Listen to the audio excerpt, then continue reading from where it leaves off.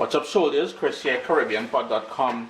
I'm just putting the final touches here on fried Pak Choi. There's been a lot of requests for the return of meat-free Mondays, so that is what we're doing here, an island-style fried Pak Choi. You're gonna love this one, man. Stay tuned.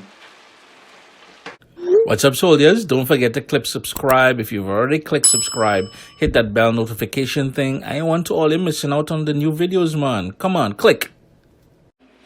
Let's jump into things right away.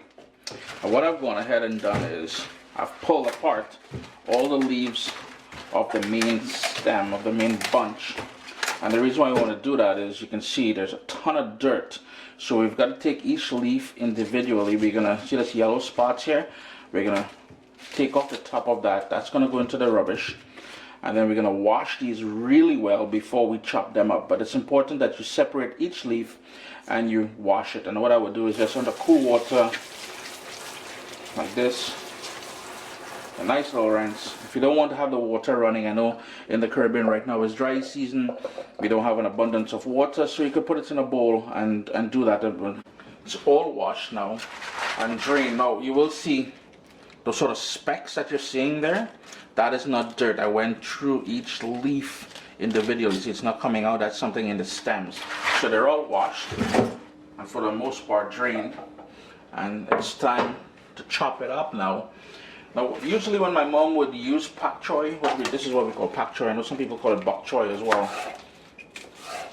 She would use it when she had leftover stewed meats and make a dish out of that also. She wouldn't do this meat-free a few times, and because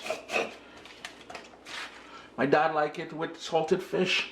We always had it with salted fish. So you notice how I cut it into strips down the white part, that's the main sort of fleshy part. And then all you want to do, about half an inch, closer to 1/4 of an inch to be honest with you. I'm just going to chop it up. For the leaves part, sort of, you want to do like ribbons, and that again is about 1/4 of an inch. Just going to chop that up. And I'm just going to set it aside in a bowl. Show you guys one more time what I did. So we have the leaf here. We just ran the knife down 1/4 of an inch, down, down,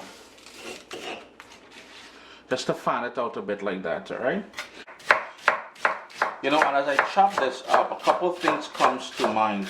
The memory of the smell. The smell is sort of a unique, sort of a green. I don't know if you guys associate colors with smell, but it's sort of a green vegetable smell. And the other thing I remember, now notice how there's a lot of white, a lot of stem in this one here. My dad would plant this in the garden in the backyard, and the leaves, the green part, was more predominant than the stems. Unfortunately, this is the ones I get at the local Asian market here, but I remember the leaf part being a lot more. But that smell, boy, takes me back to being a kid, yeah? All the prep work is done in a nice wide pan. I've got 2 tablespoons of olive oil. If you want to use vegetable oil or coconut oil, you can certainly do that.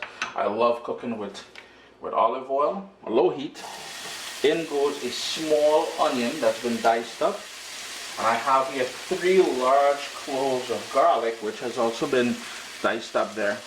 A sort of a rough dice because I like getting pieces of that garlic when I'm eating later on.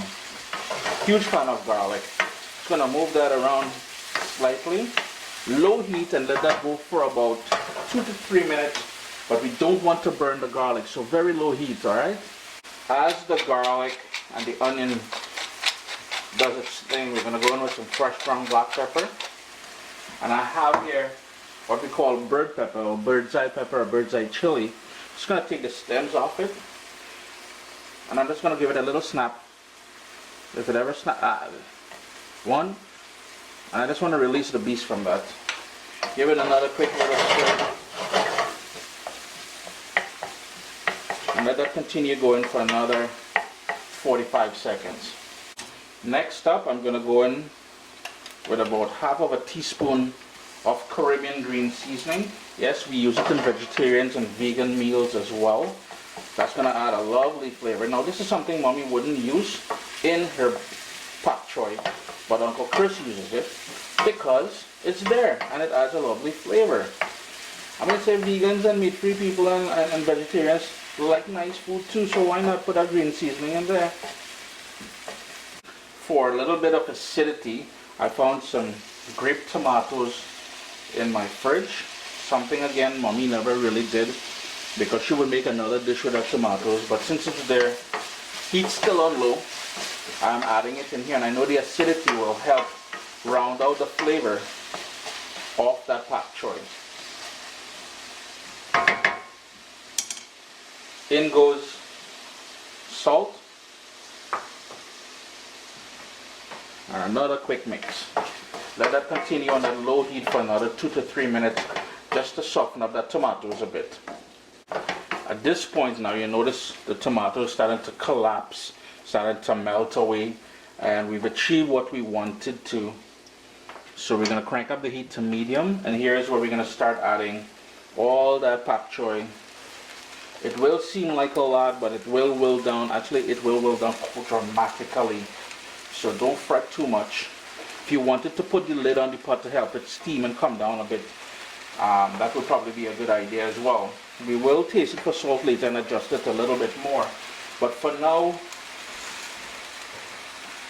I just have to get the lid on and let that sort of steam cook there for a minute until we get it down a bit, and we'll add some more. It took about 5 minutes with the lid on, and I kept feeding the pot with more and more of the Pak Choi. So now what we need to do, my heat is on medium high. Do not put back the lid on here. It will just keep sprouting more and more water, and we don't want that. Keep mixing it, stirring it, and we're trying to fry it down now. Get rid of all that liquid. 25 minutes later, and most of that liquid has already burnt off. You can see there's a slight amount on the bottom there. That's going to burn off with the residual heat. Chris here, caribbeanpot.com, fried Pak Choi. You're going to love this recipe, man. Do give it a try. Remember to hit thumbs up down below. Leave your comments and stuff like that. Here's a little tip. Taste it for salt, adjust it. And 2, if you really wanted to cook this a bit faster and maintain more of the greenery of it, what my mom usually does, the white part, she starts with the white part, cooks that down to about 80%, and then adds the green parts of the Pak Choi into the dish. But anyways, a nice dish, man. Enjoy all the rest of all the week, alright?